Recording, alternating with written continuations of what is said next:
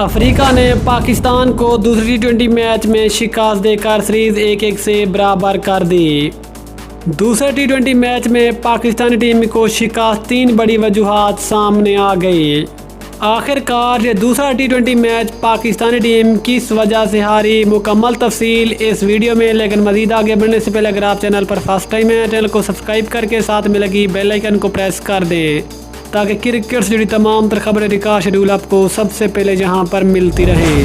अस्सलाम वालेकुम, welcome to San sports. आपको तफसील से आगाह करते चलें कि साउथ अफ्रीका ने पाकिस्तान को दूसरे टी20 मैच में शिकस्त देकर सीरीज 1-1 से बराबर कर दी। लेकिन दूसरा टी20 मैच हारने की बड़ी वजूहात सामने आ गई कि आखिरकार पाकिस्तान ये वाला मैच किस वजह से हारा। दूसरे टी20 मैच में शिकस्त की सबसे बड़ी वजह है पाकिस्तान टीम की सिलेक्शन। आज एक बार फिर पाकिस्तान की टीम की सिलेक्शन सही रही, जिसकी वजह से पाकिस्तान को शिकस्त का मुंह देखना पड़ा, क्योंकि एक बार फिर हैदर अली को पाकिस्तान की प्लेइंग 11 का हिस्सा बनाया गया। हैदर अली जो कि इससे पहले न्यूजीलैंड के खिलाफ और पाकिस्तान की होम सीरीज खिलाफ जो कि पाकिस्तान ने साउथ अफ्रीका के खिलाफ खेली थी, इन तमाम तर मैचों में हैदर अली बिल्कुल फ्लॉप नजर आए।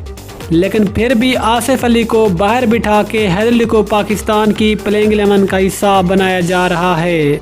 शायद कि आज हैदर अली की जगह आसिफ अली होते तो शायद पाकिस्तान आज के मैच में अच्छा स्कोर करके मैच जीत सकता था। मैच हारने की दूसरी बड़ी वजह यह है कि पाकिस्तान के कप्तान बाबर आजम ने बड़ी ज़्यादा स्लो बैटिंग की और बाबर आजम ने आज के इस मैच में 50 गेंदों पर 50 रन बनाए, जो कि टी20 के लिहाज से बहुत ज़्यादा ख़राब बैटिंग थी। और बाबर आजम की स्लो बैटिंग की वजह से पाकिस्तानी टीम बड़ा टारगेट सेट करने में नाकाम रही, जिसकी वजह से पाकिस्तान को शिकस्त खानी पड़ी। लेकिन इस मैच में हारने की तीसरी बड़ी वजह ये थी कि पाकिस्तान के ओपनर बैट्समैन मोहम्मद रिजवान को आती ऐसी शॉट नहीं खेली, जिसकी वजह से पाकिस्तान की टीम पर प्रेशर पड़ा।